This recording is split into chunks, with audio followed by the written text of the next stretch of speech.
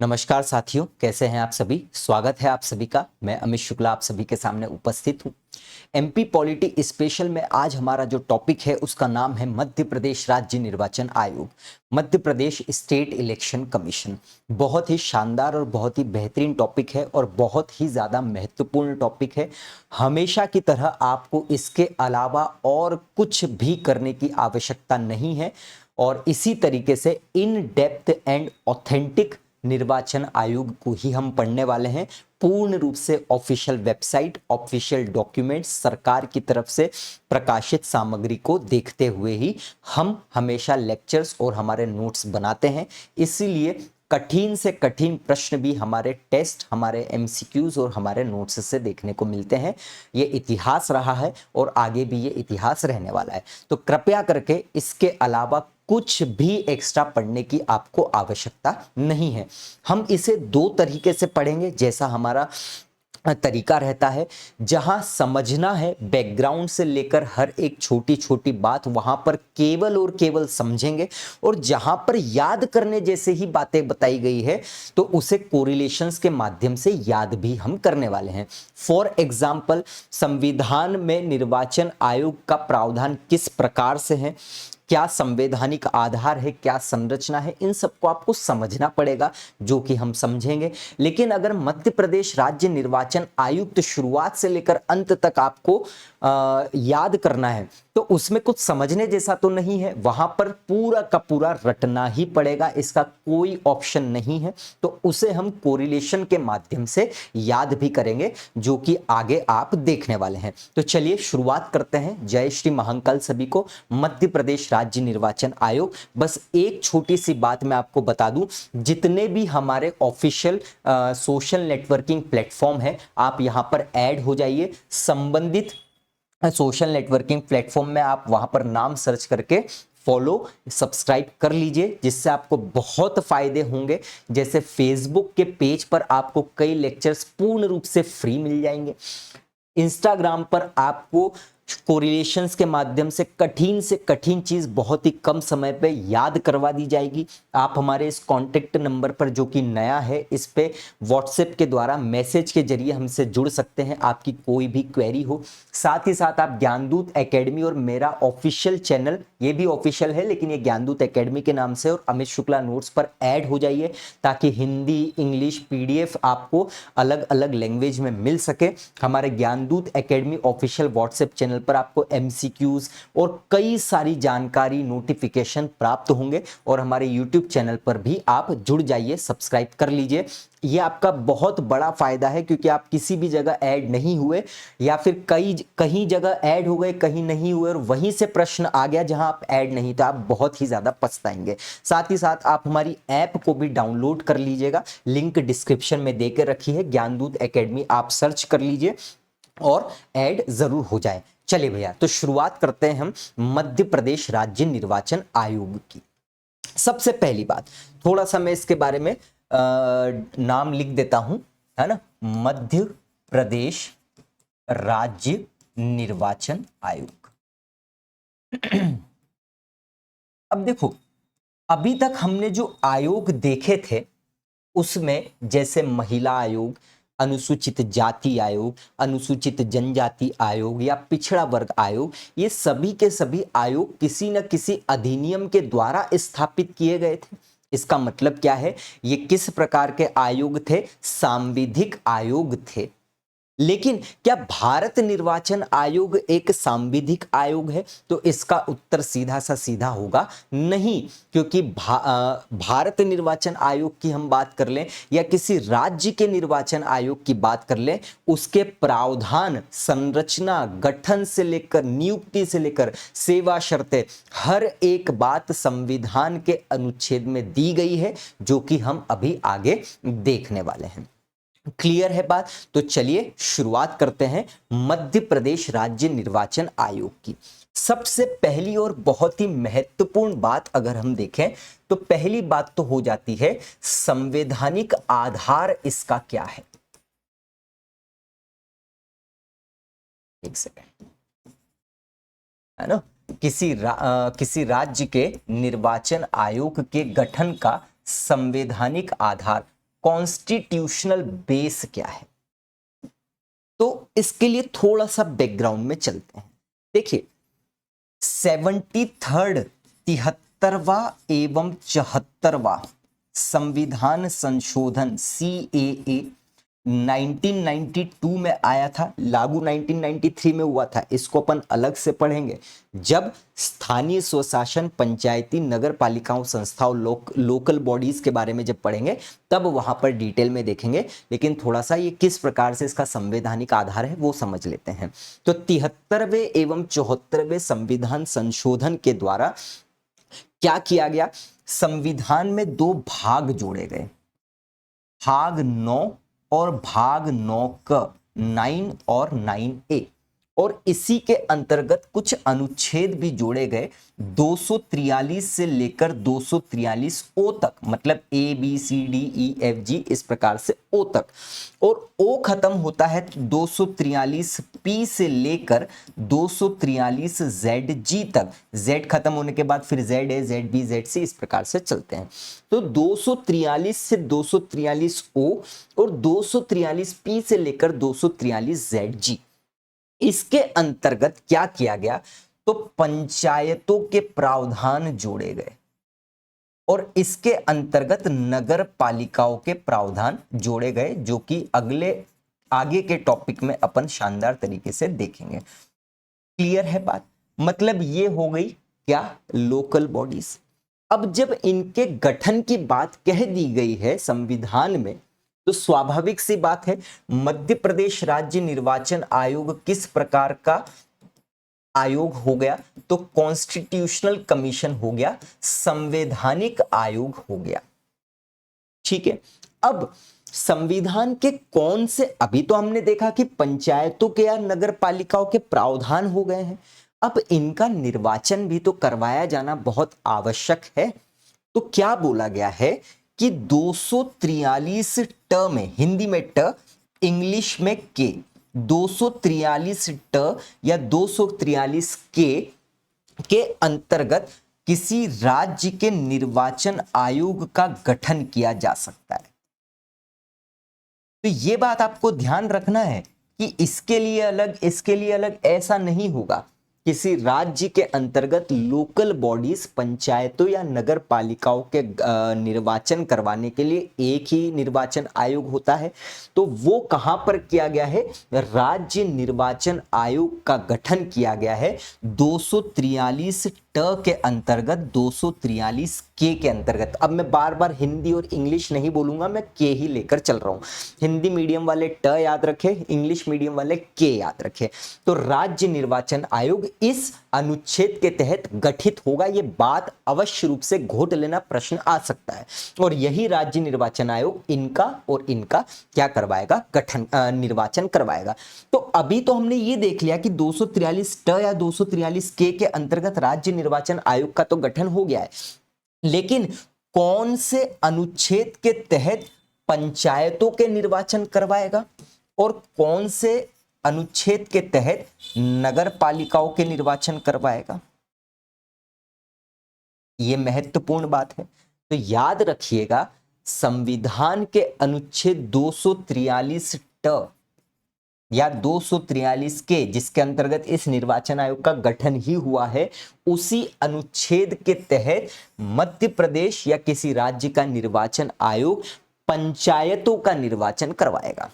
और उसी प्रकार से 243 ZA के तहत नगर पालिकाओं का निर्वाचन करवाने वाला है। तो कुल मिला के बात यहां पर क्या हो गई कि किसी राज्य के निर्वाचन आयोग का गठन संविधान के अनुच्छेद 243 ट या 243 के अंतर्गत किया जाएगा, और उसी निर्वाचन आयोग के द्वारा 243 के अंतर्गत पंचायतों का निर्वाचन करवाया जाएगा, और 243 ZA के तहत नगर पालिकाओं का निर्वाचन भी वही राज्य निर्वाचन आयोग करवाएगा।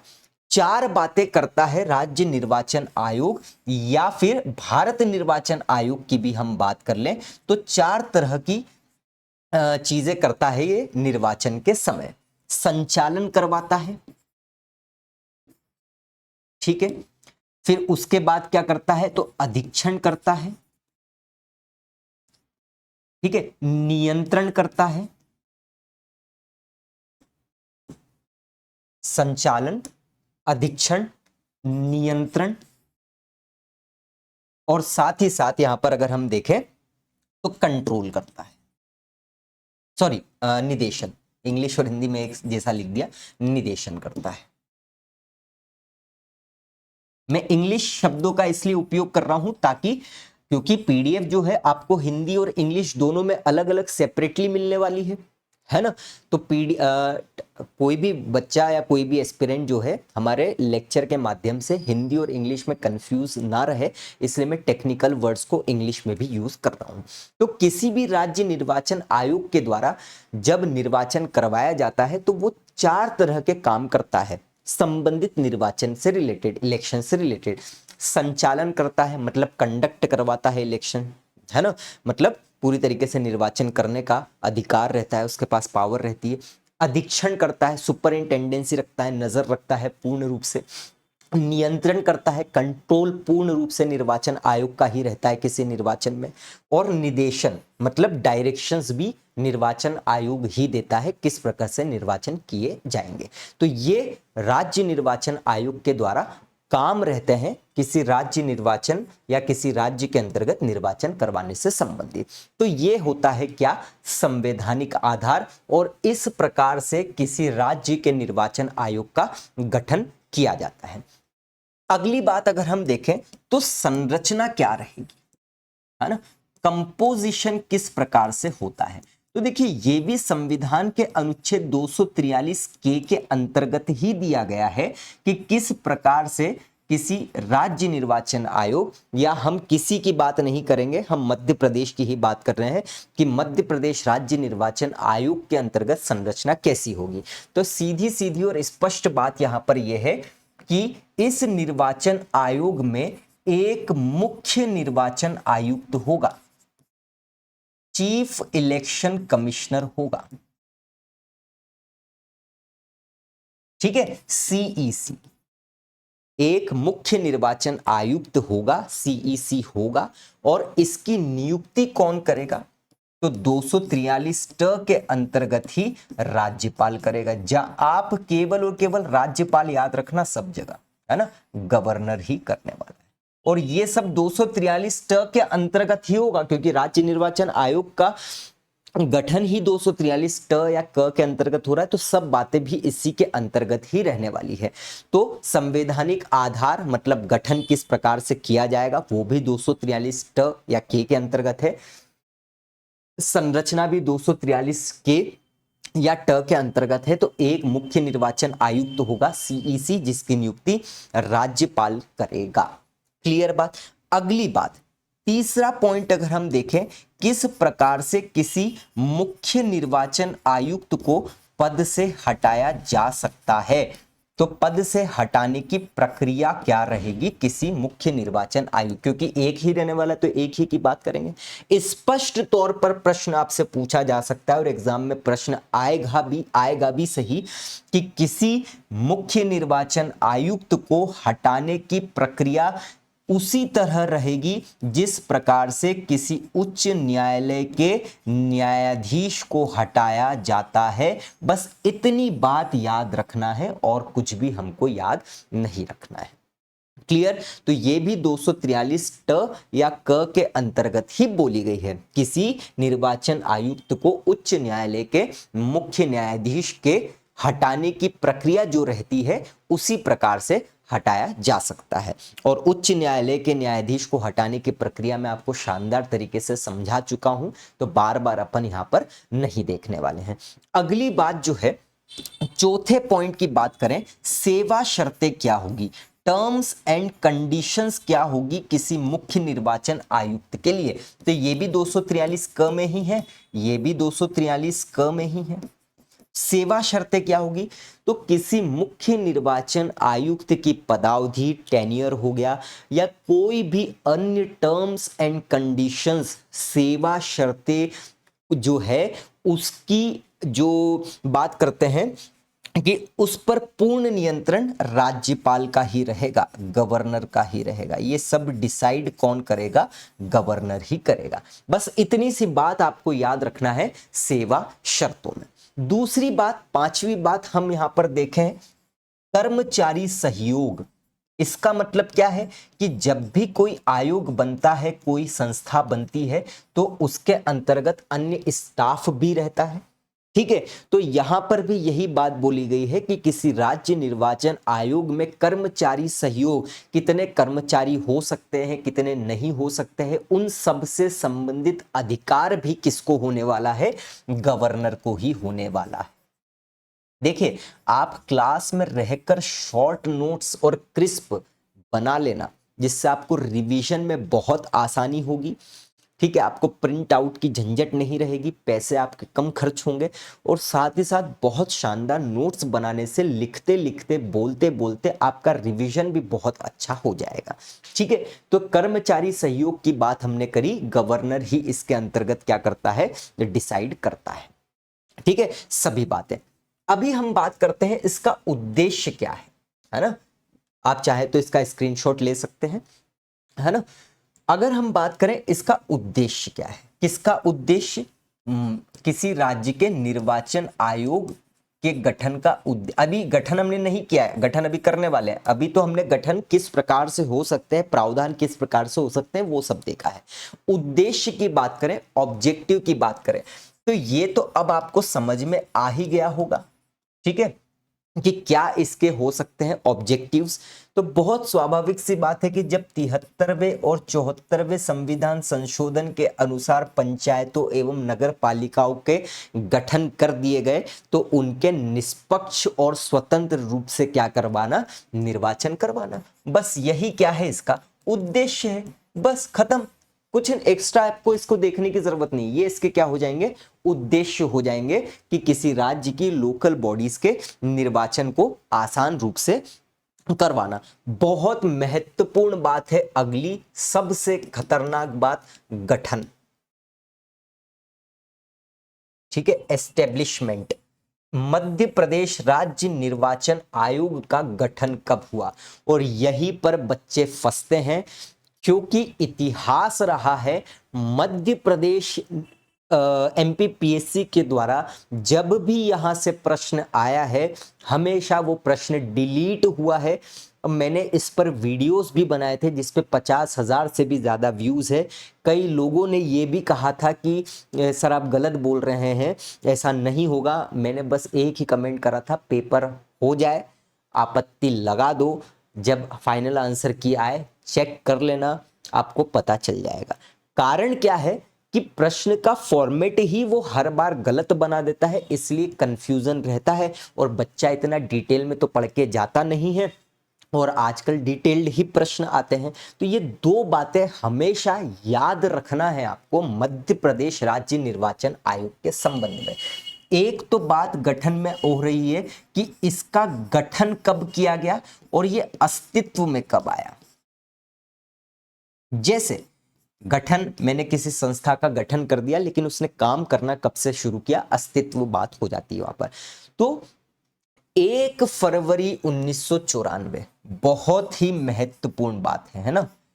1 फरवरी 1994, जब भी आपसे प्रश्न पूछा जाए कि मध्य प्रदेश राज्य निर्वाचन आयोग का गठन कब किया गया, तो वो उत्तर आपको सीधा सीधा लगा के आ जाना है 1 फरवरी 1994। लेकिन अगर प्रश्न आ जाता है कि इस मध्य प्रदेश राज्य निर्वाचन आयोग अस्तित्व में कब आया, तो वो हो जाएगा 15 फरवरी 1994। ये बहुत ही महत्वपूर्ण बात है ना? बहुत ज्यादा महत्वपूर्ण बात।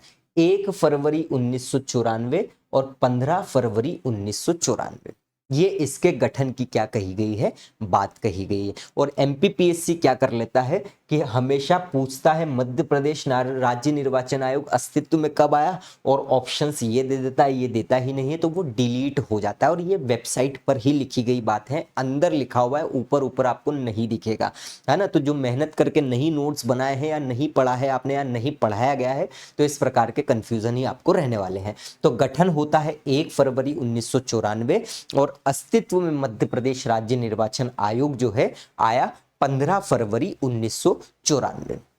अगला बहुत ही इंपॉर्टेंट और महत्वपूर्ण पॉइंट है प्रारंभिक चुनाव, इनिशियल्स इलेक्शंस इस निर्वाचन आयोग द्वारा मध्य प्रदेश में कब करवाए गए। बहुत महत्वपूर्ण है, घोट कर रख लेना, कठिन प्रश्न आएंगे तो यही से आने वाले हैं। तो चूंकि हमको मालूम है कि लोकल बॉडीज के निर्वाचन करवाता है, जिसमें एक तो होता है पंचायत और एक हो जाता है म्यूनिसिपैलिटीज मतलब नगर पालिकाएं। तो मध्य प्रदेश निर्वाचन आयोग के द्वारा गठन के लगभग 4 महीने बाद ही सबसे पहली बार मई जून 1994 में पहली बार निर्वाचन करवाए गए, और वो निर्वाचन करवाए थे पंचायतों के।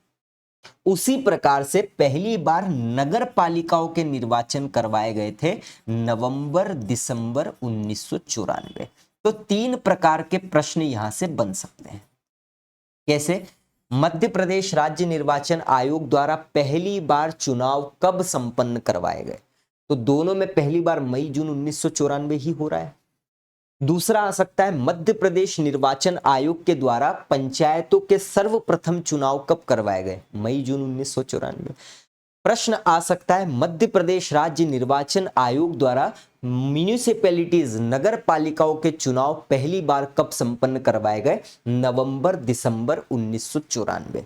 और अब तक अगर हम देखें 2022 का जो अंतिम चुनाव हुआ है, तब से लेकर अब तक मध्य प्रदेश राज्य निर्वाचन आयोग 6 बार नगर पालिकाओं और पंचायतों के चुनाव करवा चुका है। तो प्रश्न भी आ सकता है कितनी बार? 6 बार 1994 से लेकर। तो 94 से इसके भी 6 बार चुनाव हो चुके हैं, इसके भी 6 बार चुनाव हो चुके हैं, जो कि अपन आगे डिटेल्स में देखने वाले हैं। तो ये उद्देश्य है, ये गठन हो जाएगा, और प्रारंभिक चुनाव भी मैंने आपको बताया कि किस प्रकार से हो सकते हैं।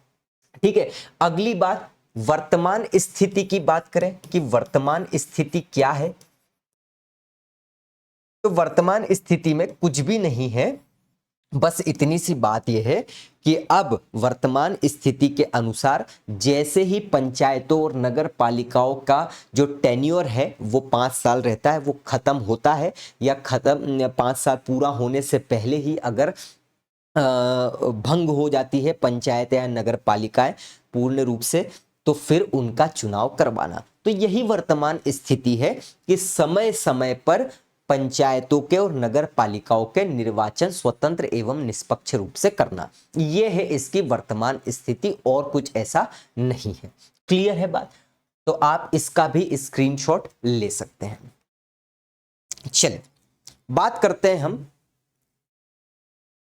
इस मध्य प्रदेश राज्य निर्वाचन आयोग की टैग लाइन क्या है। बहुत महत्वपूर्ण बात है ना, टैग लाइन क्या है। तो टैग लाइन जो है आप याद रखिएगा, हर वोट कीमती, कॉमा हर निकाय महत्वपूर्ण। सीधा प्रश्न पूछा जा सकता है आपसे, ये बहुत ही ज्यादा महत्वपूर्ण बात है। ये मध्य प्रदेश राज्य निर्वाचन आयोग की क्या है? टैग लाइन है, हर वोट कीमती और हर निकाय महत्वपूर्ण। क्लियर है बात? चलिए आगे हम बात करते हैं कि इस मध्य, ये देखो ये पॉइंट आपको कहीं भी देखने को मिलेगा नहीं, और जहां देखने को ना मिले वो हमारे यहां जरूर देखने को मिलेगा। जैसा कि आपको पता है संवैधानिक स्थिति, शुरुआत में तो हम देखकर आए थे संवैधानिक आधार क्या है, कॉन्स्टिट्यूशनल बेस क्या है किसी राज्य निर्वाचन आयोग के गठन में। संवैधानिक स्थिति का मतलब यह है कि आज के समय में मध्य प्रदेश राज्य निर्वाचन आयोग पूर्ण रूप से संवैधानिक आयोग है।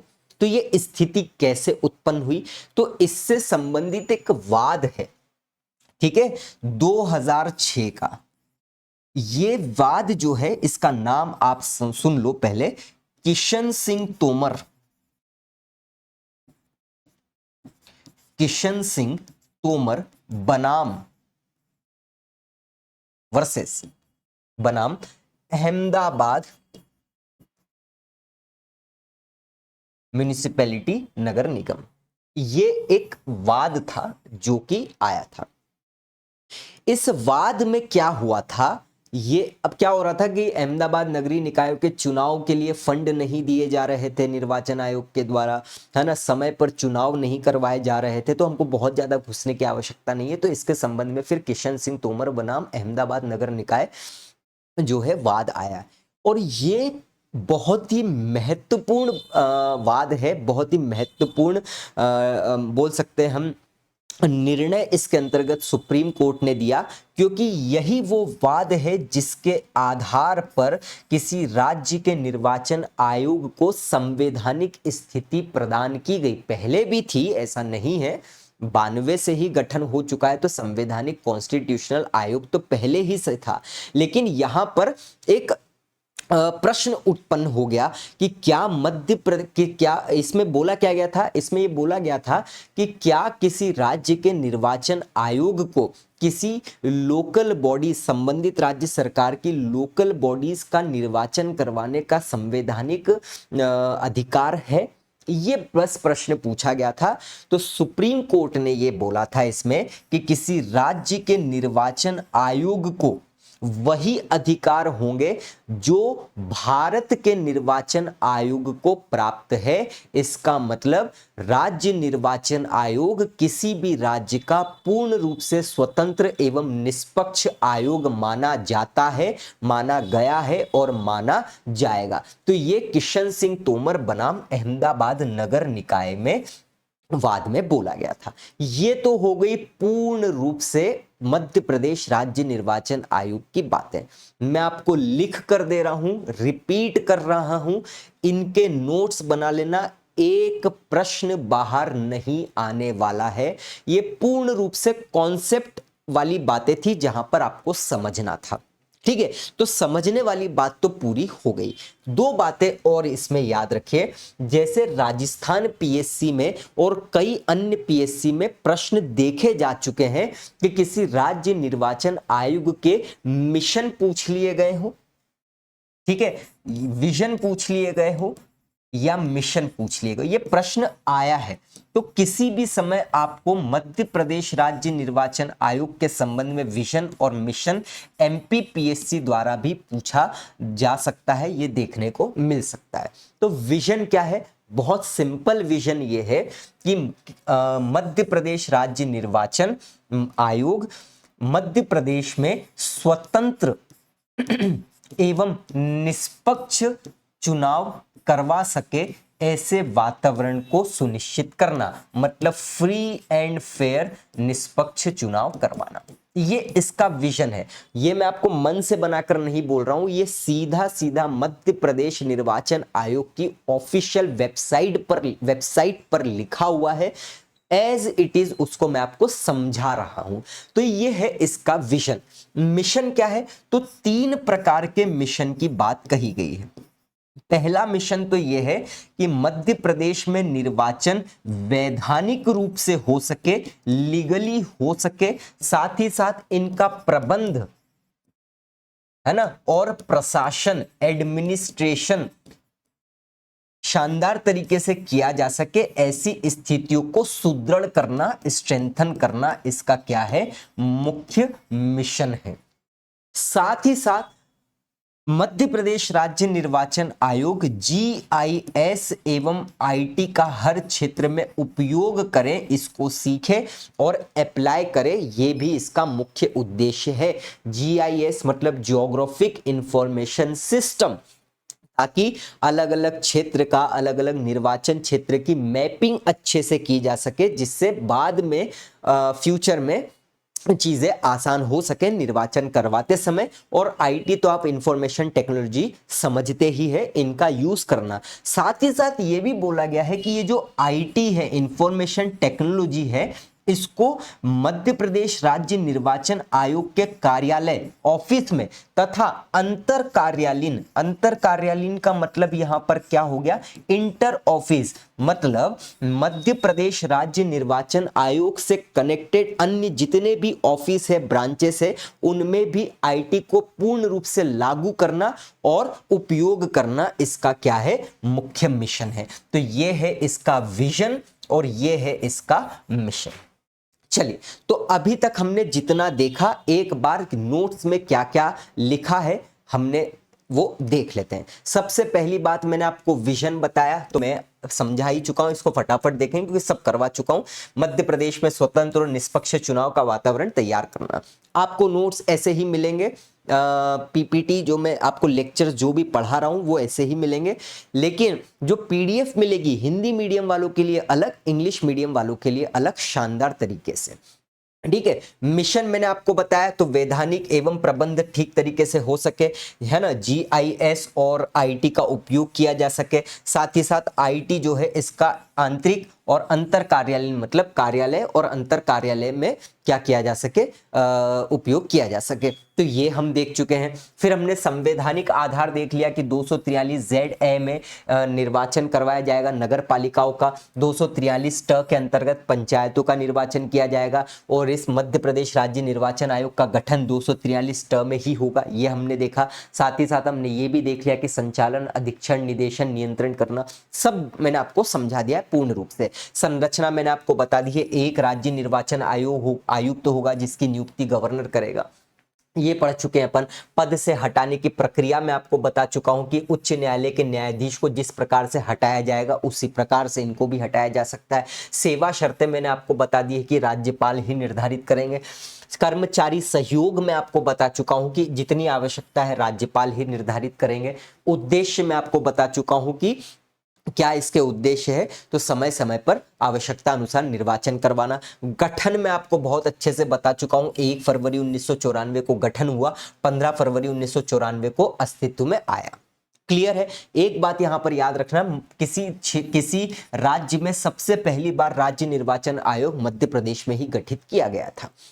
प्रारंभिक चुनाव में आपको बता चुका हूं कि मई जून 1994 में पहली बार पंचायतों के करवाए गए और नगर पालिकाओं के नवंबर दिसंबर 1994 में निर्वाचन करवाए गए। वर्तमान स्थिति तो जैसा मैंने आपको बताया कि हमेशा समय समय पर निर्वाचन करवाना।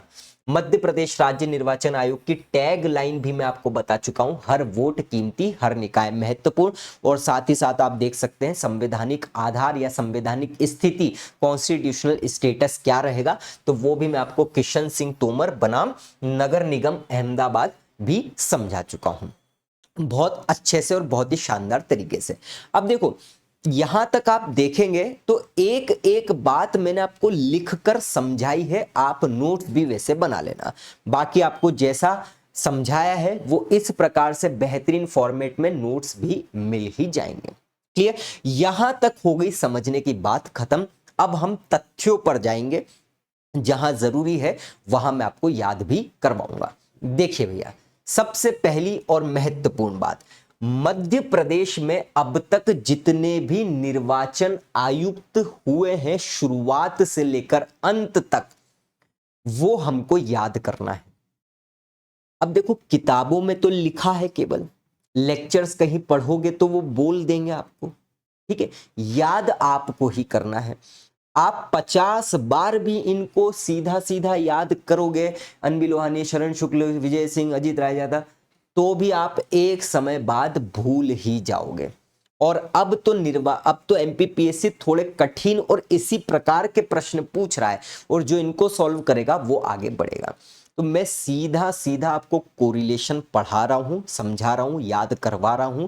आप इन कोरिलेशंस को लिख लेना और केवल 4-5 बार प्रैक्टिस कर लोगे आप इसकी, और एग्जाम के समय जब रिवीजन करोगे, फिर से प्रैक्टिस कर लोगे, आप बिल्कुल भी नहीं भूलोगे। पेपर में अगर यहाँ से प्रश्न आता है, रफ पेज में बनाना, जो उत्तर पूछा गया है उस वहां से देखकर उत्तर लगा देना, रटना मत, इनको नहीं याद होगा, भूल जाओगे। तो मैं आपको क्या क्या याद करवाता हूं अभी इसमें, वो बता देता हूं। सबसे पहली बार हम लाइन से प्रश्न देखेंगे कि कौन कौन कब बना, कौन कौन था, पहली चीज। दूसरी बात देखो, कठिन बना रहा है, यहां से पूछ रहा है प्रश्न, तो हम इनकी डेट भी याद कर लेते हैं, यहां से लेकर यहां तक वर्ष भी याद कर ले, यहां से यहां तक मंथ, डेट और ईयर याद रखेंगे, यहां से लेकर यहां तक ईयर केवल ईयर याद रखेंगे। रटा जाएगा, घुटा जाएगा, मजा आ जाएगा। ठीक है, तो चलिए इसको शुरू करते हैं। इसको अभी हम हटा देते हैं, है ना, हम चलते हैं सीधे एक रफ पेज लेते हैं, है ना, और मैं लिख लेता हूं थोड़ा सा, अब तक के सभी मध्य प्रदेश राज्य निर्वाचन आयुक्त, ठीक है, और शुरुआत से अंत तक, है ना, या फिर ऐसे भी लिख सकते हैं, शुरुआत से वर्तमान तक। ठीक है, तो देखिए बहुत ही शानदार तरीके से कोरिलेशन से हम मध्य प्रदेश के अब तक जितने भी मुख्य निर्वाचन आयुक्त नियुक्त हुए हैं, शुरू से लेकर अंत तक, उनको शानदार तरीके से 1 मिनट के अंदर याद करेंगे और आपको हमेशा याद रहेंगे। सबसे पहली बात, कोरिलेशन ध्यान रखो आप, क्या बोला गया है कोरिलेशन। तो देखो, एक आदित्य नाम का व्यक्ति आप याद रख लो सिर्फ और सिर्फ अभी, है ना, जिससे आपको याद रहेगी चीजें बहुत अच्छे से। व्यक्ति आदित्य याद रखना। तो देखो, एक लोहे का ताला, ठीक है, या मैं आपको पहले स्टोरी बता देता हूं कि एक मंदिर है, मंदिर में लोहे का ताला लगा हुआ है, उस लोहे को ताले को खोलकर ही हमको कृष्ण जी के पास जाना है ना। तो कैसे याद रख सकते हैं, लोहे का ताला खोला, फिर हम गोपाल की शरण में गए, ठीक है, और फिर ये कौन गया, ये आदित्य गया। तो आदित्य नाम का व्यक्ति, ठीक है, विजय और जीत की राय गोपाल के सामने रख दी। मतलब एक लोहे का ताला खोला आदित्य ने, गोपाल की शरण में गया, और गोपाल की शरण में इस आदित्य ने विजय और जीत की राय रखी। तो गोपाल ने क्या बोला कि परसों आना, ठीक है, अभी वसंत का समय चल रहा है, ठीक। और इस प्रकार से आदित्य जो है मन मारकर वापस आ गया। क्लियर है। तो भैया ये है जितने भी मुख्य निर्वाचन आयुक्त अभी तक नियुक्त हुए हैं। लोहे का ताला आदित्य ने खोला, आदित्य व्यक्ति याद रखना, वो आएगा तीसरे पर, ये भी आपको ध्यान रखना है ना। तो लोहे का ताला खोला, गोपाल की शरण में गए, आदित्य नाम के व्यक्ति ने विजय और जीत की राय रखी। गोपाल ने बोला फिर कि परसों आना, अभी वसंत का समय चल रहा है। तो मन मारकर जो है आदित्य वापस आ गया। इससे क्या याद हुआ, इससे हमको ये याद हुआ, एन बी लोहानी, है ना, या न ब लोहानी, ये सबसे पहले क्या थे, मुख्य निर्वाचन आयुक्त थे। फिर अगले जो है दूसरे नंबर के, वो है गोपाल शरण शुक्ल, ठीक है। आदित्य विजय, है ना, तो इनका नाम ही ये है, आदित्य विजय तीसरे नंबर पर। अजीत राय ज्यादा, अजीत राय ज्यादा, ये हो गए चौथे नंबर के। तो परशु मतलब आर परशुराम, आर परशुराम, ये हो गए पांचवें नंबर के। और वसंत प्रताप सिंह, ये हो गए हमारे छठवें नंबर के, ठीक है। और वर्तमान में जो है सातवें नंबर के, तो सातवां भी आ सकता है, मनोज कुमार श्रीवास्तव, मनोज कुमार श्रीवास्तव, ये वर्तमान में है। तो इस प्रकार से आपसे प्रश्न पूछे जा सकते हैं।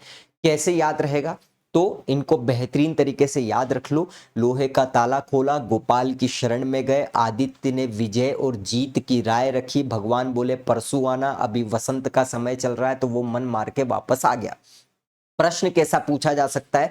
निम्न ऐसा प्रश्न आएगा कि निम्न जो निर्वाचन आयुक्त दिए गए हैं उनको शुरुआत से अंत तक जमाए, तो 4 देंगे, है ना। ऊपर नीचे पूछा जा सकता है, बस आपको उनको ये कोरिलेशन रफ पेज में लिखना अपने एग्जाम में आए जब, और बस जमा के उससे चेक करके लिख देना, खत्म हो जाए। याद करने की आवश्यकता ही नहीं पड़ी, अपने आप याद हो गया। अगली बात देखो, जिस दिन मध्य प्रदेश राज्य निर्वाचन आयोग का गठन हुआ था 1 फरवरी 1994 को हुआ था, लेकिन अस्तित्व में तो 15 फरवरी 1994 को आया था। तो पहला जो व्यक्ति मुख्य निर्वाचन आयुक्त बना वो अस्तित्व की तारीख को ही बना था, 15 फरवरी 1994। इनकी डेट्स याद रखने का बहुत ही शानदार सा तरीका है जो कि मैं आपको बता देता हूं। 6 और 6, देखो ये जो वर्तमान वाले हैं इनको छोड़ दो क्योंकि वर्तमान तो है ही सही, अभी ये तो अभी हटे ही नहीं है, तो ये रहेंगे, है ना। शुरू के 2 में 6 6 लिखो, नीचे वाले में क्या लिखो 5 5 लिखो, और इस प्रकार से 4 3 कर दो, है ना। तो 6 5 5 3 4 या 4 3, इससे आपको डेट्स याद रह जाएगी। आपको पता है क्या कि 1994 में ही अस्तित्व में आया था, मतलब 94 में 6 डाल दो तो 2000 हो गया, ठीक है। ये 2000 इधर आ जाएगा, तो 6 फिर डालेंगे तो 2006 हो जाएगा। यहां पर 2006 है तो 4 डालेंगे 2010 हो गया। यहां पर 2010 है तो 3 डालेंगे तो 2013 हो गया। यहां 2013 डालेंगे इधर वाले तो 2018 हो जाएगा। अब ये अंतिम महीना, अंतिम दिन था, 31 दिसंबर 2018 था, इसलिए यहां पर 2019 आ जाएगा, और फिर ये 2024, ये वर्ष आपको याद हो गए। यहां और यहां आप पूर्ण रूप से याद करके खत्म कर देंगे, ठीक है। अब चूंकि बहुत ही कठिन पूछना है तो फिर ये डेट ये पूछी जा सकती है, तो वो भी मैं आपको याद करवा देता हूं, आसान है। जैसा कि मैंने आपको बताया 15 फरवरी को अस्तित्व में आया था, ठीक है। तो 15 फरवरी 1994, ठीक है। एक दिन बस आगे बढ़ा देना 15 से 16, तो 16 फरवरी 2000 तक ये क्या थे, पहले मुख्य निर्वाचन आयुक्त बने थे। अगली बात 2000 और 2006 तो आपको पता ही है ना। तो इसमें आप क्या याद रखेंगे, क्योंकि ये इस दिन हटे थे तो अगले व्यक्ति इसी दिन 16 फरवरी 2000 को ही क्या हो गए, बन गए। और हटे कब, तो कुछ मत याद रखो, 16 में से 2 गए तो 14 बचे, और 6 + 2 8 हो गए, तो 2006। ये आप दिमाग से ही कर दोगे, 16 में से 2 गए 14 बचे, और 6 + 2 8, तो 14 8 2006, ठीक है। आगे अगर हम देखें तो 14 8 2006 को क्या हुआ था, इन ये 30 हटे थे तो इसी दिन तीसरे बनेंगे, है ना। अब तीसरे बने तो हमको पता है कि 2000 ये वाले है ना, ये वाले 2010 में जाए हटेंगे ये, तो 2010 भी लिख दिया यहां पर, और यहां पर भी 2010 लिख दिया, बीच में 12 लिख दिया। मतलब यहां पर क्या हो गया कि 10 12 10 को ये व्यक्ति जो है हटे थे। तो 14 8 2006 जो भी व्यक्ति हटा है उसको अगले में ऐड कर लो। ये 14 8 में हटे तो यहां पर 14 8 2006 कर लो। अब 2010 में ये हटे थे तो 10 तारीख भी थी और 10 वर्ष भी था, और इन दोनों के बीच में 12 लगा दो, तो 10 12 10 में ये क्या हो गए, नियुक्त हो गए। तो एक बार मैं रिपीट करता हूं शानदार तरीके से। लोहे का ताला खोला, गोपाल की शरण में गए, ठीक है। आदित्य ने विजय और जीत की राय रखी, भगवान बोले परसों आना, अभी वसंत का समय चल रहा है, मन मार के वो चले गए। तो न ब लोहानी, गोपाल शरण शुक्ल, आदित्य विजय, अजीत रायजादा, आर परशुराम, वसंत प्रताप सिंह, मनोज कुमार श्रीवास्तव। क्लियर है। आगे शुरुआत में 6 रख, 2 याद रखना, 6 6 वर्तमान वाले को छोड़कर 5 5 कर देना, और 4 3 कर देना। इससे आपको 94 तो याद रहेगा ही सही, 15 फरवरी 1994, बस 6 ऐड कर देना, इधर 6 ऐड कर देना, 4 3 5 5, ये आपका याद हो गया। और डेट मैंने आपको बता ही दी है, 15 फरवरी 1994, एक आगे बढ़ाओगे तो 16 फरवरी 2000 हो गया। 16 फरवरी दूसरे वाले का पहला हो जाएगा, तो 16 फरवरी 2000, 16 में से 2 गए 14 बचे, 6 + 2 8 हो गए 2006। ठीक है। फिर 14/8/2006 को हम तीसरे वाले के लिए लेंगे तो 14/8/2006 हटे कब 2010 में, तो 10 को ही आप डेट भी मान लो 10 और 10/12 ये आपका काम हो गया। तो 3 की ही डेट मंथ ईयर याद रखना है, बाकी के वर्ष बहुत आसान हो गए। और वर्तमान के तो अवश्य रूप से ध्यान रखना ही रखना है, और ये याद रखने की आवश्यकता नहीं है। 2025 का पहला महीना और पहला दिन मतलब 1 जनवरी 2025 को क्या की गई है, इनकी नियुक्ति की गई है। ये होते हैं मध्य प्रदेश राज्य निर्वाचन आयोग के पूर्ण रूप से मुख्य निर्वाचन आयुक्त खत्म, है ना। ये देख लो, अब आपके लिए बहुत ही आसान हो जाएगा।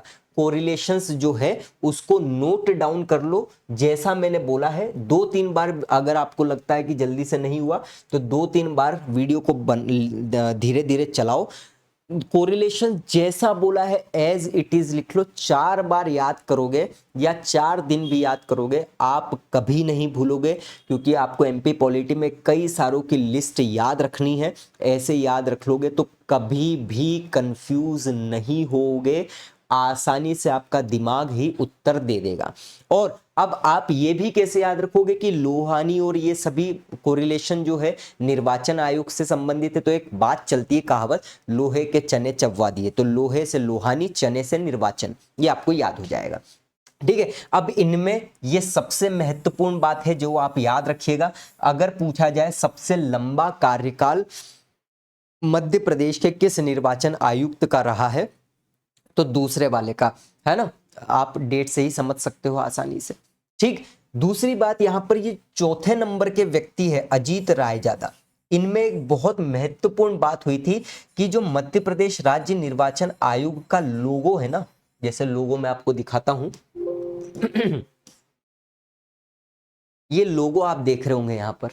ये लोगो जो है ये इन्हीं के समय पर क्या हुआ था, शुरू किया गया था, मतलब उद्घाटन किया गया था एक प्रकार से मध्य प्रदेश के राज्य निर्वाचन आयोग में, है ना। ये तो चौथे नंबर के व्यक्ति में पूछा जा सकता है तो लोगो। और 5वें नंबर के जो व्यक्ति है 12 अप्रैल 2014 में एक बहुत महत्वपूर्ण बात हुई थी कि मध्य प्रदेश राज्य निर्वाचन आयोग की जो वेबसाइट है उस वेबसाइट का उद्घाटन किया गया था। तो अन्य तथ्यों में अगर हम देखें तो सबसे लंबा कार्यकाल दूसरे नंबर के व्यक्ति गोपाल शरण शुक्ल का रहा है। पूछा जाए मध्य प्रदेश राज्य निर्वाचन आयोग का लोगो किस निर्वाचन आयुक्त के समय आया, तो चौथे नंबर के, जिनका नाम है क्या, अजीत रायजादा। और मध्य प्रदेश राज्य निर्वाचन आयोग की वेबसाइट का उद्घाटन कब हुआ, तो 12 अप्रैल 2014 को हुआ, और वो आप देख सकते हो आर परशुराम के समय पर हुआ था। क्लियर है बात। तो ये सभी चीजें जो कि महत्वपूर्ण है। अब आप देखो, लोहे का ताला खोला, गोपाल की शरण में गए, आदित्य ने विजय की और जीत की राय रखी, परशुराम भगवान बोले परशुआना, अभी वसंत का समय चल रहा है, मन मारकर चले गए। ठीक है।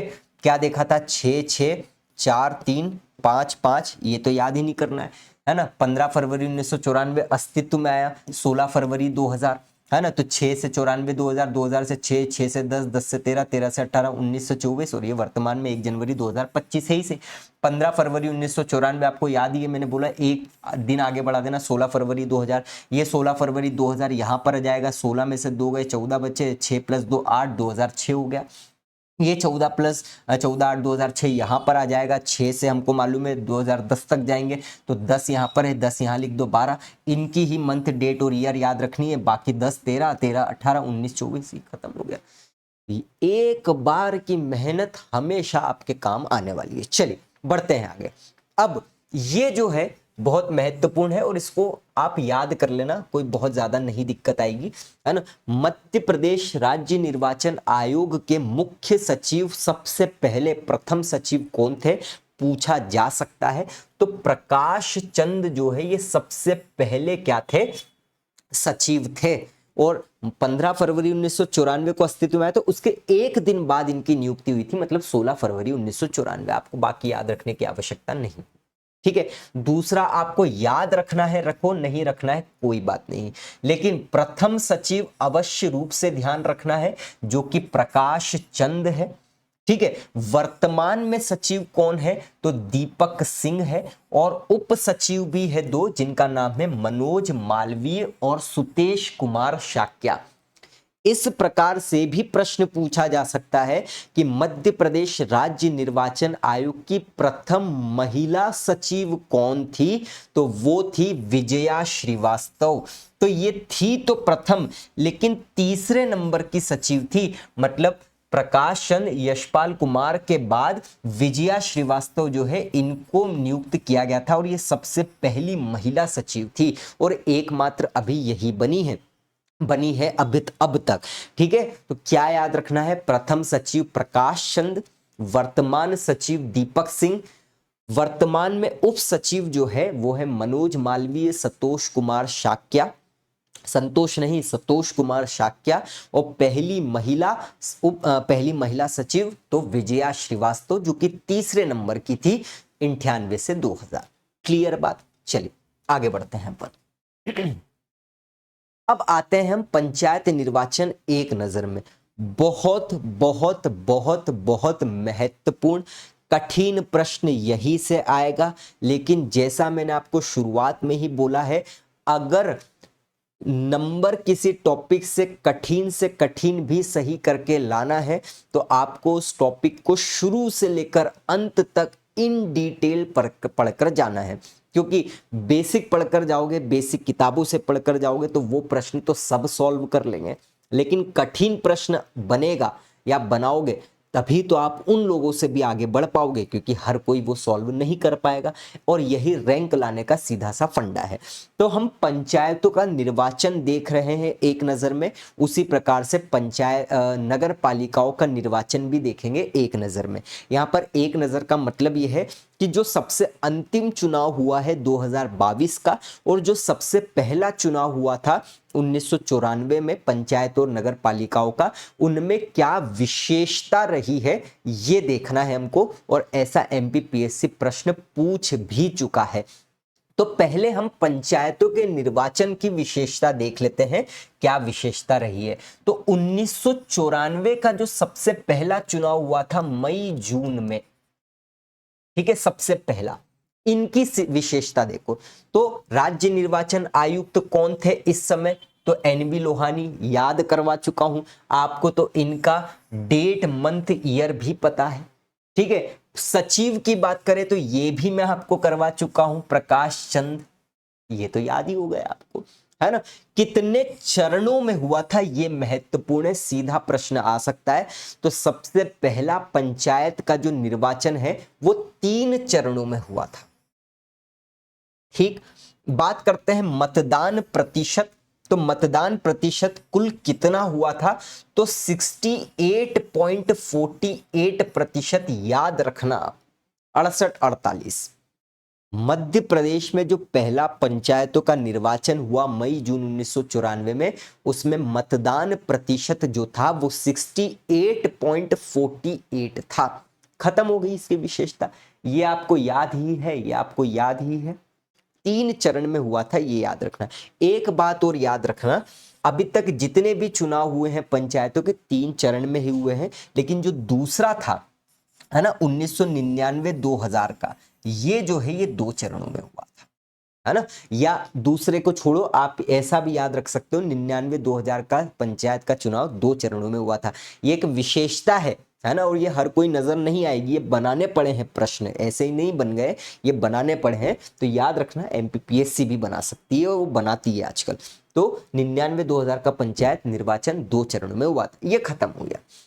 बात करते हैं 2022 की। तो 2022, क्योंकि अभी मनोज कुमार श्रीवास्तव, उससे पहले कौन थे? तो बसंत प्रताप सिंह, अभी परसों आना बसंत का समय है ना, तो वही बसंत प्रताप सिंह 6वें नंबर के, है ना। इनके लिए डेट वेट याद रखने की जरूरत नहीं, 19 से 24 आपको पता ही है ना। राकेश सिंह, ये एक नए हैं, क्योंकि अभी जो सचिव है वो तो अभी है, लेकिन जो 2022 का निर्वाचन हुआ था उस समय सचिव कौन थे? तो राकेश सिंह थे। ये बहुत महत्वपूर्ण है, याद रखना आवश्यक है, मतलब आवश्यक है। ये भी चुनाव 3 चरणों में हुआ था, है ना। इस समय महिला पुरुषों का अलग अलग मतदान प्रतिशत नहीं था। यहां पर अवश्य याद रखना, ये नहीं याद करोगे चल जाएगा, उड़ते तीर के रूप में अवश्य पूछा जा सकता है। कुल जरूर याद रखना, ये 68-48 था, तो यहां पर 79.86% कुल मतदान हुआ था निर्वाचन का। कहां पर? पंचायतों में 2022। तो ये है मुख्य विशेषता। एक बात और नोट याद रख लेना कि 1994 का और 1999 2000 का जो दो चुनाव हुए थे पंचायतों के, स्वाभाविक सी बात है इससे पहले छत्तीसगढ़ नहीं बना था, तो ये छत्तीसगढ़ के डेटा भी इसमें शामिल है। लेकिन उसके बाद के जो आंकड़े हैं, जैसे 2000 के बाद 4-5 में हुआ था, तो उसके आगे के आंकड़े जो है केवल और केवल मध्य प्रदेश से संबंधित है।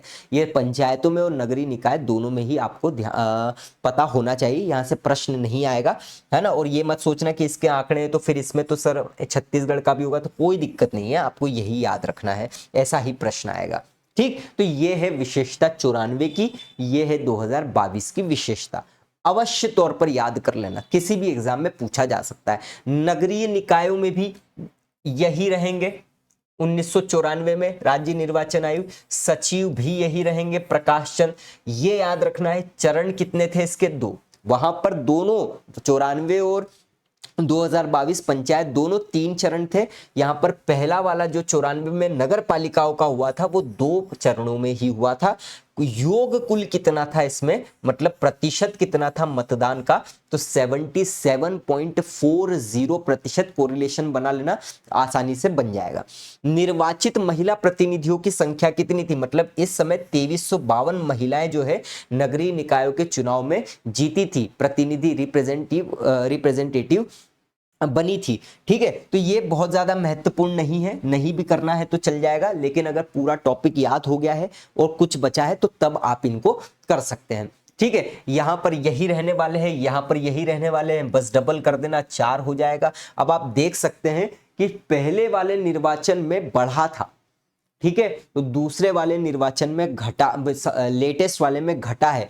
65.02% 2022 के नगरीय निकायों में आपको प्रतिशत देखने को मिला है। ठीक है, तो 94 और 2022 महत्वपूर्ण बात है, और नीचे वाली जो तथ्य है वो वही तथ्य है जो कि आपको पंचायतों में भी देखा। तो ये है पंचायतों और नगरीय निकायों से रिलेटेड कुछ महत्वपूर्ण तथ्य। चलिए बात करते हैं स्मृतियों से। अब आपको मैं बहुत अच्छी पुरानी इमेजेस बताता हूं शानदार तरीके से, जो आपने शायद नहीं देखी होगी और आपको ये ऑफिशियल वेबसाइट में ही दिखेंगी, लेकिन बहुत 100 200 पेज की पीडीएफ आप जब पढ़ोगे तब आपको देखने को मिलेगी। तो देखिए, ये निर्वाचन भवन का शिलान्यास समारोह, फाउंडेशन, है ना, फाउंडेशन बोलते हैं ना, कि जैसे आप घर बना रहे हो तो घर बनाने के लिए एक पत्थर रखते हो, उसकी पूजा करते हो, वो शिलान्यास कहा जाता है। तो मध्य प्रदेश राज्य निर्वाचन आयोग का जब शिलान्यास हो रहा था, किस तारीख को, कौन से राष्ट्रपति, कौन मुख्यमंत्री था, सब अभी अपन देखेंगे आगे। तो शिलान्यास समारोह की ये फोटो है ना, शिलान्यास समारोह निर्वाचन भवन, उस समय के सभी अधिकारी आपको देखने को यहां पर मिल रहा होगा। तो इससे संबंधित तथ्य अभी आगे आएगा। यहां पर आप देख सकते हैं ये 1 नवंबर 1997 की तारीख है इसमें। तो ये है प्रथम राज्य निर्वाचन आयुक्त NB लोहानी आपको दिख रहे हैं, जो माइक में बोल रहे हैं, ठीक है, और जिनके नेतृत्व में शहरी निकायों एवं पंचायतों के प्रथम निर्वाचन संपन्न हुए 94 में, अपन देख ही चुके हैं, मई जून 1994, नवंबर दिसंबर 1994। ठीक है, तो उद्घाटन देखो यहाँ पर कितनी अच्छी तारीख आपको देखने को मिली है ना, जो तारीख है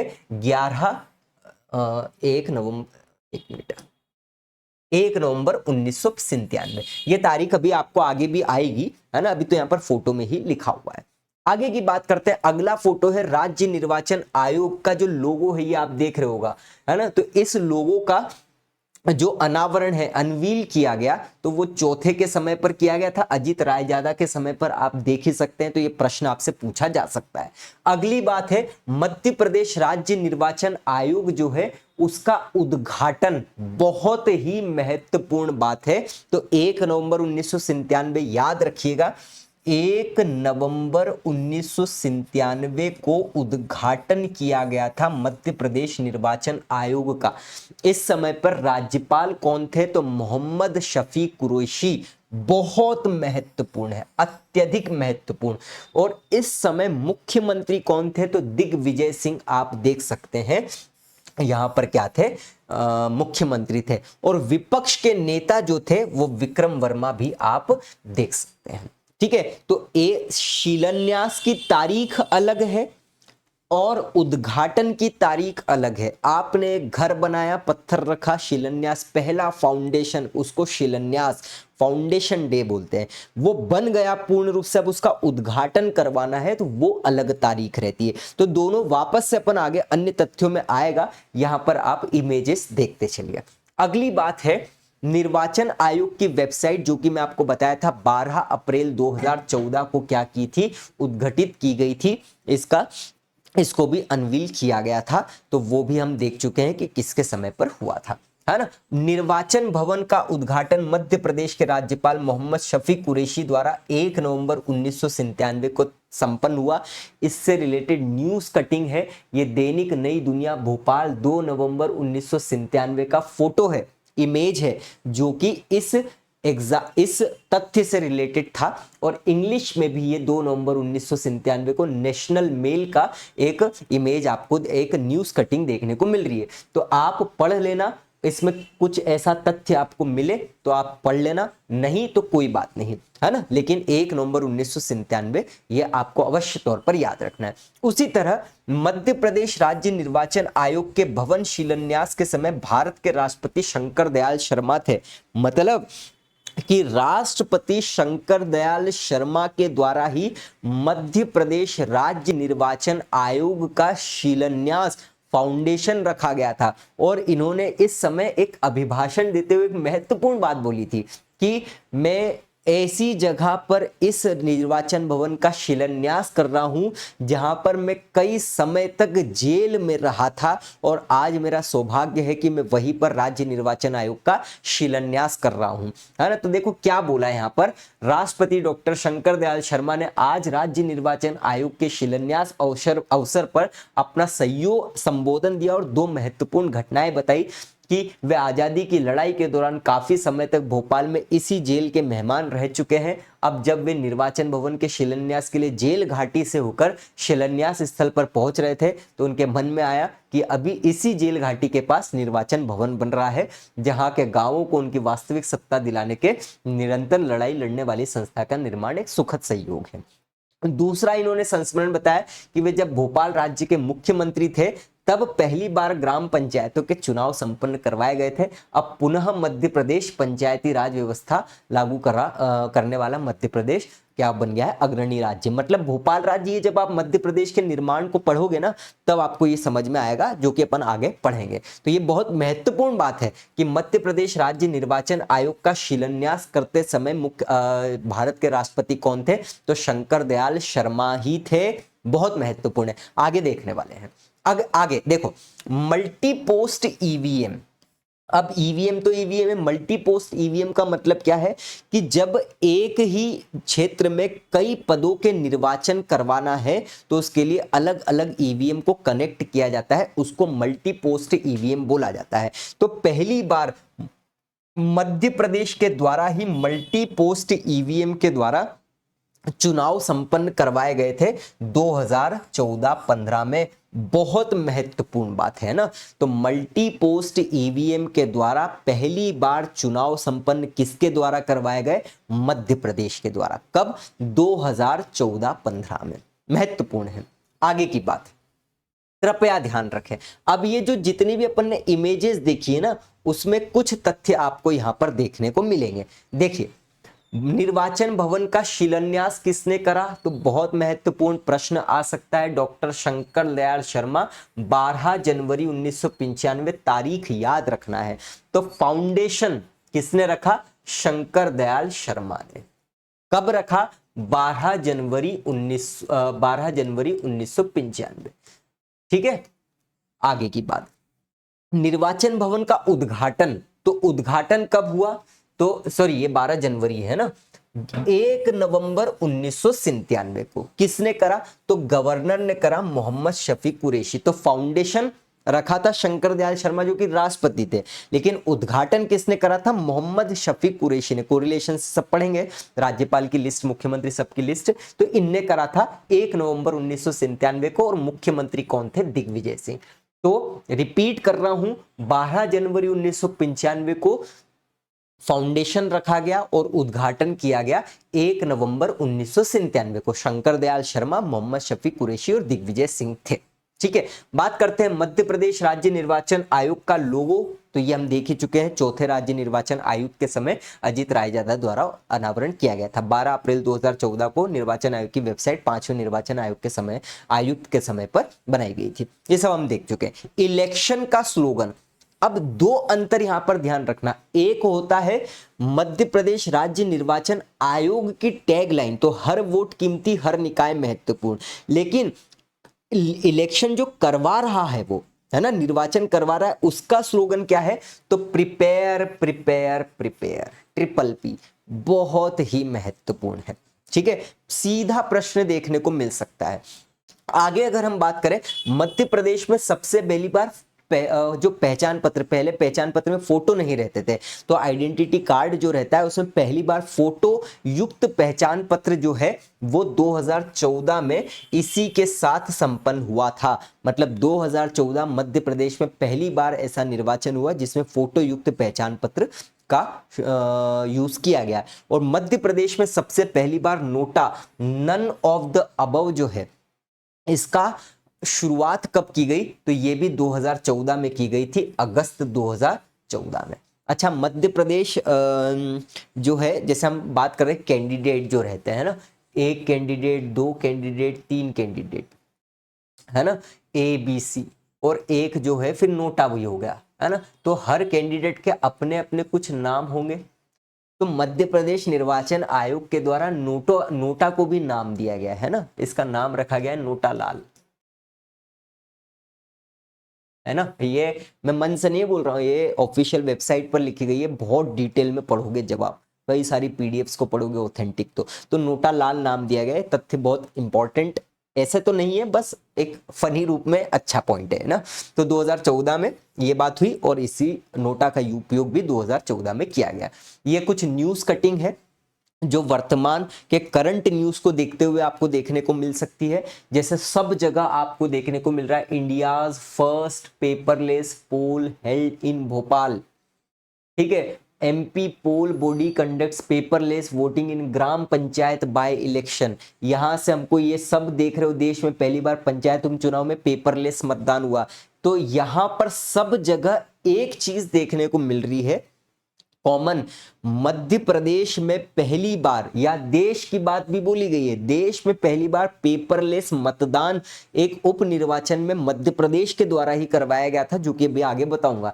एक बात और बोली गई है कि मध्य प्रदेश का पहला मॉक पोल जो है, मॉक पोल का मतलब क्या होता है? जैसे आप किसी एग्जाम की तैयारी कर रहे हो, उसके पहले मॉक टेस्ट देते हो, तो निर्वाचन से पहले जो मॉक पोल होती है, वोटिंग होती है, उसको मॉक पोल बोल दिया।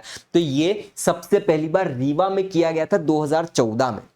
ठीक है, फिर देश में पहली बार मध्य प्रदेश में नगरीय निकाय चुनाव जो है एक साथ कराने की तैयारी, मतलब पंचायतों के और निर्वाचन नगरीय निकायों के एक साथ करवाने की। ये तो महत्वपूर्ण बात नहीं है। और पहली बार ईवीएम का प्रयोग जो है वो मैं आपको बता ही चुका हूं कि कब होगा, और आगे भी हम देखने वाले। तो 3 बातें यहां पर महत्वपूर्ण है। पहली बात कि मध्य भारत में या देश में पहली बार पेपरलेस मतदान कब हुआ, कहां हुआ, आगे देखने वाले हैं।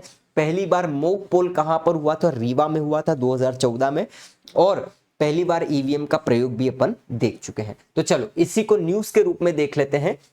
आगे आएगा अभी राष्ट्रीय मतदाता दिवस। तो राष्ट्रीय मतदाता दिवस हर साल 25 जनवरी को मनाया जाता है। वोट लेना, इसकी 2025 की जो थीम है वो है वोटिंग जैसा कुछ नहीं, वोट जरूर डालेंगे हम। यहां पर ब्रैकेट में जहां पर भी आपको ऐसी न्यूज दिख रही है जो अपडेट होने जैसी है, जैसे सचिव के समय पर जो आपने लिस्ट बनाई, मुख्य निर्वाचन आयुक्त की लिस्ट बनाई, तो सबसे अंतिम वाले के एंड में लिख लेना कि एक बार एग्जाम जब भी आप दो अपडेट कर लेना है, चेक कर लेना, है ना। बाकी तो सब वही रहेगा। तो उन करंट न्यूज वहां पर अपडेट लिख लोगे ना, हाईलाइट कर लोगे, तो आपको याद रहेगा कि ये अपडेट करना है। अगर आगे कोई एग्जाम दो आप, तो वहां पर ये काम आने वाला है ना। तो अपडेट देख लेना आप कब 2026 की एग्जाम कोई आए इंपॉर्टेंट, तो 2026 की थीम देख लेना। पहली बार कब मनाया गया था, तो 2011 में मध्य प्रदेश जो राष्ट्रीय मतदाता दिवस है वो बनाया गया था, तो 25 जनवरी और पहली बार 2011 में। आगे अगर हम देखें तो 31वां राष्ट्रीय राज्य निर्वाचन आयुक्तों का सम्मेलन, क्या मतलब है यहाँ पर कि हर साल अलग अलग जितने भी राज्य हैं उनके निर्वाचन आयुक्त का सम्मेलन होता है एक साथ, ठीक है। तो 31वां हुआ था 2025 में, ये डेट वेट याद रखने की जरूरत नहीं है। 31वां राष्ट्रीय राज्य निर्वाचन आयुक्त का सम्मेलन जो है 2025 में कहां पर हुआ था, तो बस आप ये याद रखो सिवनी में हुआ था, मध्य प्रदेश में, इंपॉर्टेंट है। अगली बात, मध्य प्रदेश निर्वाचन आयोग के द्वारा अपना 31वां स्थापना दिवस मनाया गया है 2025 में, है ना। तो ये आपको याद कहां से रखना है, फरवरी 1994 से आपको 25 तक कैलकुलेट कर लेना है। 26 में पूछा जाए कि 2026 में मध्य प्रदेश निर्वाचन आयोग के द्वारा कौन सा स्थापना दिवस, तो डेट कैलकुलेट कर लेना, ठीक है। आगे की बात करते हैं। ये मैं आपको बता ही चुका हूं कि मध्य प्रदेश निर्वाचन आयोग ने अपने गठन से लेकर अब तक पंचायतों और नगरीय निकायों के 6 बार निर्वाचन करवाया चुका है, जिसमें 2022 भी शामिल है। तो 94 से लेकर 2022 तक पंचायतों के भी 6 बार और नगरीय निकायों के भी 6 बार निर्वाचन हो चुके हैं, जो कि बहुत महत्वपूर्ण तथ्य आपको देखने को मिलता है, ठीक है। तो ये कुछ महत्वपूर्ण बातें हैं।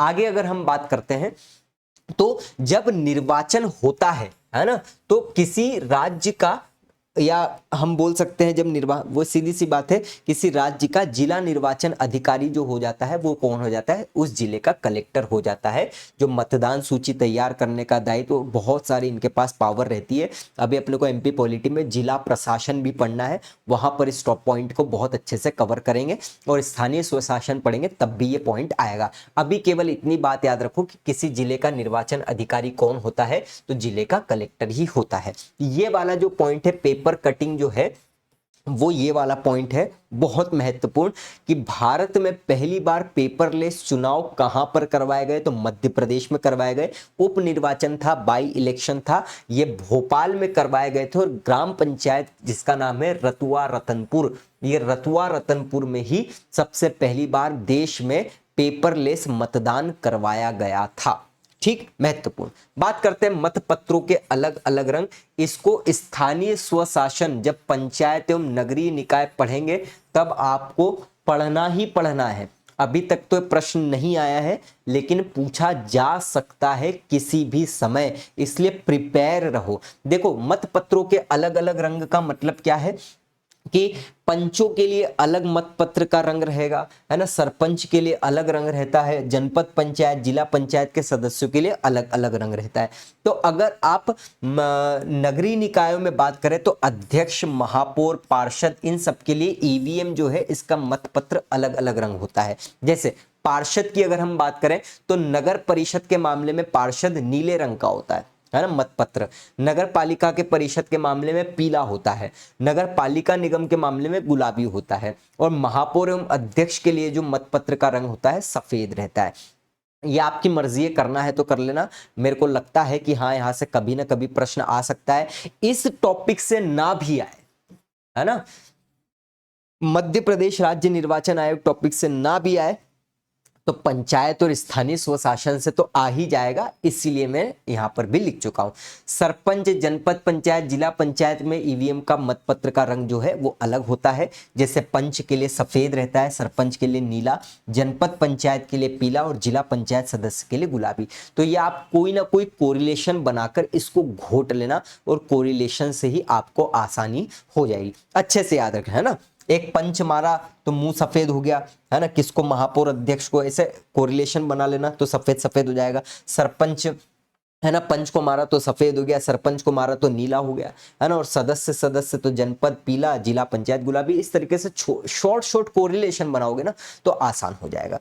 आगे की बात करते हैं इलेक्शन कमीशन इनिशिएटिव्स, है ना। कुछ इनिशिएटिव्स लेकर आया है मध्य प्रदेश राज्य निर्वाचन आयोग, तो ये पूछा जा सकता है आपसे। सबसे पहला है IPIS, तो फुल फॉर्म पूछा जा सकता है, इंटीग्रेटेड पोल इंफॉर्मेशन सिस्टम इसका नाम है। काम क्या है, उद्देश्य क्या है, तो मतदान से रिलेटेड जितने भी डेटा है ना, उनका उसी समय रियल टाइम पर मॉनिटर किया जा सके, वो ये है इंटीग्रेटेड पोल इंफॉर्मेशन सिस्टम।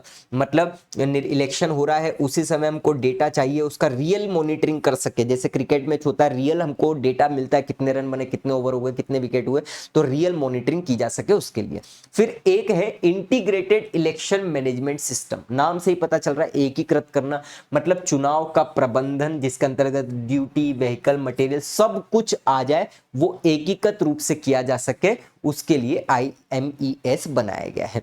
अगला है sense, systematic education nurturing and sensitization of electorate.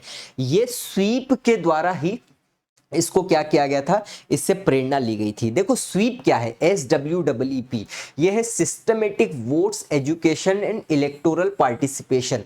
ये भारत निर्वाचन आयोग के द्वारा शुरू किया गया क्या था, जागरूक अभियान है, जिसमें जो युवा है ना, मतदाता है, उनको जागरूक किया जा सके निर्वाचन से संबंधित। इसी को देखते हुए मध्य प्रदेश निर्वाचन आयोग के द्वारा सेंस शुरू किया गया, systematic education nurturing and sensitization of electorate. ये भी क्या है, एक जागरूकता अभियान है शिक्षा से संबंधित, ताकि वोटर्स के लिए अवेयरनेस हो सके, जागरूक हो सके वो, है ना। इसलिए मैं यहां पर लिख दिया है स्वीप से जुड़ा। तो स्वीप भारत निर्वाचन आयोग के द्वारा शुरू किया गया था, उसी को देखते हुए मध्य प्रदेश ने सेंस शुरू करा। प्रश्न इसमें से फुल फॉर्म पूछा जा सकता है अवश्य रूप से, प्लस क्या किसका काम है ये पूछा जा सकता है। ठीक, चलिए बढ़ते हैं आगे। General facts of EVM, electronic voting machine से रिलेटेड कुछ तथ्य है, फैक्ट है, बहुत कुछ नहीं दूंगा। जब हम भारत निर्वाचन आयोग पढ़ेंगे तब बहुत डिटेल में देखेंगे, लेकिन यहां पर एक दो प्रश्न देखने को मिले हैं, इसीलिए वो पहले भी पढ़ा चुका हूं, तो वहीं से आए हैं, उसको और सिस्टमेटिक में आपको दे देता हूं। सबसे पहली बात, EVM तो फुल फॉर्म ही पूछा जा चुका है, इलेक्ट्रॉनिक वोटिंग मशीन। इसके भी दो भाग होते हैं, तो वो अपने को भी आगे बैलेट यूनिट, कंट्रोल यूनिट, वो सब अपने को नहीं देखना है। EVM का फुल फॉर्म याद रखो, इलेक्ट्रॉनिक वोटिंग मशीन क्या है, मशीन हो गई है जिसके द्वारा वोटिंग करवाई जा सकती है, बस इसमें कुछ है नहीं ऐसा। ठीक है, इलेक्ट्रॉनिक वोटिंग मशीन EVM, जिनमें बैलेट यूनिट और कंट्रोल यूनिट शामिल होता है, इसका सबसे पहली बार प्रयोग केरल के परूर विधानसभा क्षेत्र में 1982 में करवाया गया था। बहुत ही आवश्यक है घोट लेना, मतलब भारत में सबसे पहली बार EVM का प्रयोग केरल के परूर विधानसभा क्षेत्र में करवाया गया था, लेकिन वो एक हिसाब से उपचुनाव थे, लेकिन वो छोड़ो आप। 1982 में भारत में सबसे पहली बार केरल के परूर विधानसभा क्षेत्र में उपचुनाव जो हुआ था, उसमें EVM का उपयोग किया गया। आगे की हम बात करें, voter verifiable paper audit trail, VVPAT। अब ये क्या है, EVM है तो VVPAT क्या है, तो देखो फुल फॉर्म याद रखना बहुत ही महत्वपूर्ण है, VVPAT का फुल फॉर्म। ठीक है, तो voter verifiable paper audit trail. देखो इसको मैं समझा देता हूं शॉर्ट तरीके से। एक EVM मशीन है जो क्या करती है, वोटिंग के लिए यूज होती है, जिसमें डेटा जाता है, आप बटन दबाते हो इलेक्शन के समय। अब इसी के अंतर्गत एक उपकरण लगाया जाता है जो EVM के अंतर्गत आपने वोटिंग डाली है उससे रिलेटेड इलेक्ट्रॉनिक स्लिप देती है, पर्ची देती है, वही VVPAT है, voter verifiable paper audit trail. तो ये क्या है, जो आपको स्लिप देती है, पर्ची निकाल कर देती है, ये एक बात है।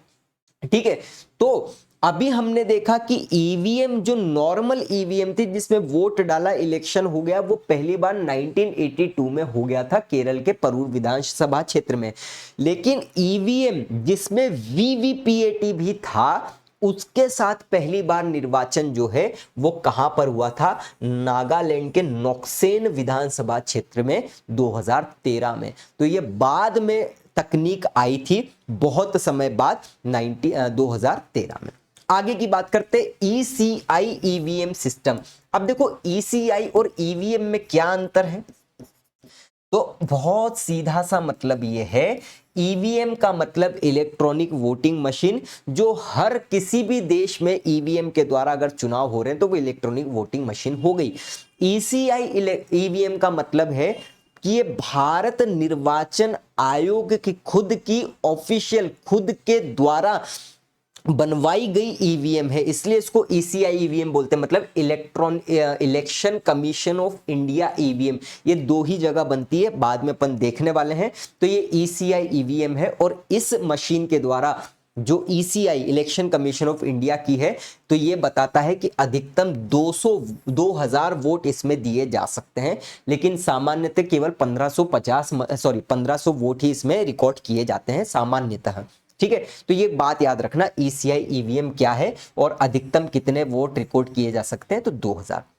तो आई होप आपको कई सारी, बहुत सारी बातें नई नई पता चली होगी।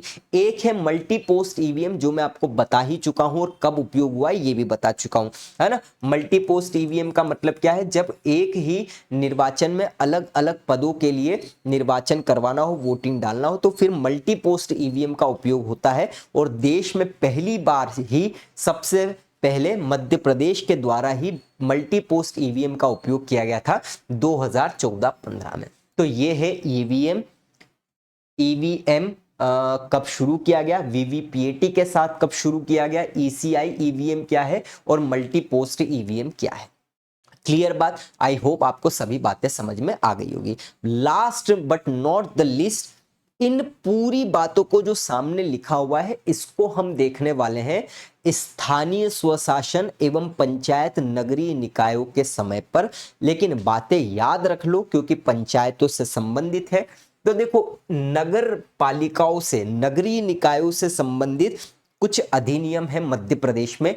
एक है नगर निगम अधिनियम, एक है नगर निगम अधिनियम 1956 और एक है नगर पालिका अधिनियम 1961।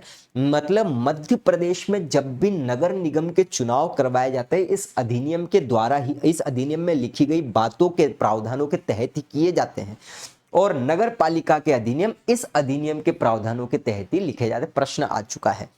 कहने का तात्पर्य क्या है, नगर निगम बड़े क्षेत्रों में, बड़े शहरों में अगर चुनाव, तो वो अधिनियम इसमें हो जाता है, इस अधिनियम। छोटे क्षेत्रों के लिए, कस्बों के लिए, तो नगर पालिका अधिनियम 1961। ये दोनों डिटेल में आगे बात करेंगे, आप इतनी बात याद रखो। उसी प्रकार से मध्य प्रदेश पंचायती राज एवं ग्राम स्वराज अधिनियम, इतने प्रश्न पूछे जा चुके हैं इसमें। ये कब लागू हुआ, इसके वर्ष क्या है, इसमें कितने अध्याय हैं, कितनी अनुच्छेद है, कितनी धाराएं हैं, सब कुछ पूछा जा चुका है। लेकिन इससे अपन स्थानीय स्वशासन और पंचायतों के समय ही डिटेल में करने वाले हैं। अभी याद रखना कि मध्य प्रदेश के पंचायत अधिनियम का नाम है मध्य प्रदेश पंचायत राज एवं ग्राम स्वराज अधिनियम 1993। ठीक है, बाकी सब बातें बाद में देखेंगे। अब मध्य प्रदेश स्थानीय प्राधिकारी निर्वाचन अपराध अधिनियम 1964, मतलब जो स्थानीय प्राधिकारी होते हैं, लोकल ऑथोरिटीज होते हैं, उनके निर्वाचन से संबंधित कोई अपराध है तो वो अपराध किस प्रकार से कैलकुलेट किया जाएगा, जाना जाएगा, देखा जाएगा, उससे संबंधित है अधिनियम 1964। बहुत ज्यादा महत्वपूर्ण नहीं है, लेकिन उड़ते तीर के रूप में अवश्य रूप से पूछा जा सकता है। इनमें भी सबसे महत्वपूर्ण तो यही है। तो 56 नगर निगम, नगर पालिका 61, मध्य प्रदेश पंचायत राज एवं ग्राम स्वराज अधिनियम 1993। क्लियर। एक चीज मेरे दिमाग से शायद निकल रही है, दिमाग से क्या निकल रही है, शायद मिस हुई है, कोलाहल नियंत्रण वाला पॉइंट, जहां तक मुझे लग रहा है। एक मिनट देखने दो। हाँ, ये वाला पॉइंट मैं शायद आपको बताना भूल गया, है ना। ये प्रश्न आ चुका है बहुत महत्वपूर्ण रूप से। लास्ट वाला पॉइंट देखो, मध्य प्रदेश कोलाहल नियंत्रण अधिनियम, इसका वर्ष घोट लेना, 1985 में ये आया था। यहाँ पर कोलाहल नियंत्रण अधिनियम का मतलब क्या है? तो कोलाहल नियंत्रण का मतलब आप समझो, जैसे कई बार जब निर्वाचन होता है तो गलियों में बड़े बड़े स्पीकर, बड़े बड़े डीजे, कई बहुत सारी नॉइस होती है, बहुत सारा शोर होता है। कोलाहल का मतलब ही नॉइस या फिर शोर है। उनका नियंत्रण किस प्रकार से किया जा सके, उससे संबंधित मध्य प्रदेश एक अधिनियम लाया है और वो लाया गया था 1985 में। तो प्रश्न आ सकता है कि मध्य प्रदेश कोलाहल नियंत्रण अधिनियम कब लाया गया? 85 में। याद रखने का बहुत सिंपल सा तरीका है कि मध्य प्रदेश में निर्वाचन के समय जो कोलाहल है, वॉइस है, वो 85 डीबी से, डेसिबल से ज़्यादा नहीं होना चाहिए। ऐसे याद रखोगे तो बहुत आसान हो जाएगा। तो इस प्रकार से आपका मध्य प्रदेश राज्य निर्वाचन आयोग पूर्ण रूप से समाप्त होता है। दो बातें बस ध्यान रख लीजिए। अगर आपको ये क्लास पसंद आई है, लाइक, शेयर और सब्सक्राइब ज़रूर कर लीजिए। और आपसे एक ही बात कहना है, कमेंट करके ज़रूर बताइएगा कि आपको ये बातें, ये जो मैंने आपको पढ़ाया है और जो हम पढ़ा रहे हैं, ये आपको कैसा लगा, कृपया करके, क्योंकि यही हमारे लिए एक मोटिवेशन का काम करती है। पूर्ण रूप से मैं आपको ये सब फ्री में ही दे रहा हूँ, तो आपका केवल काम इतना ही है कि लाइक, कमेंट और शेयर ज़रूर करें और सब्सक्राइब भी ज़रूर कर लें। और मैं उम्मीद करता हूँ कमेंट करके आप हमें ज़रूर बताएंगे हमारे पढ़ाने का तरीका, हमारे नोट्स, लेक्चर, जो भी आपको महसूस होता है। दूसरी बात, last but not the list, जितने भी सोशल नेटवर्किंग प्लेटफॉर्म के बारे में बताया है वहां पर लिंक के माध्यम से ऐड जरूर हो जाए। सभी लिंक डिस्क्रिप्शन में देकर रखी है। तो इसी प्रकार से मिलते हैं हम अगले लेक्चर में। तब तक के लिए जय हिंद, जय भारत, जय Mahakal. Thank you so much.